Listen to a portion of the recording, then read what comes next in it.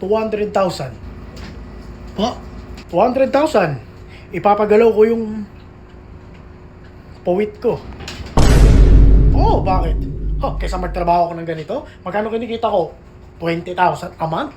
Eh di pagtiisan ko na lang yun. Ilang minuto lang naman yun eh. Mga isang minuto, dalawa, di ba? Tapos tak! 200,000. Easy, baby. Di ba? Ang sinasabi ko, maging practical tayo. Di ba? Hindi mo gagawin yun? Kung ikaw? Hindi. Hindi. Alam mo, makakalimutan mo rin yan. Makakalimutan din nila yan. Ilang buwan lang yan. Taon, makakalimutan mo rin yan. Ang mahalaga, tak! Meron kang 200,000. Di ba? Mag-isip ka. Kasi ganito, nagtitiis tayo sa traffic, araw-araw. Kinikita natin, kakarampot, gutom, nakakasawa yung ganito.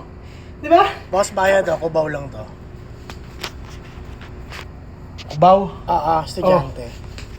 Yun ang sinasabi ko. Kaya, pasukli mo. Buwisit dito sa Pilipinas, di ba? Ay, punyas!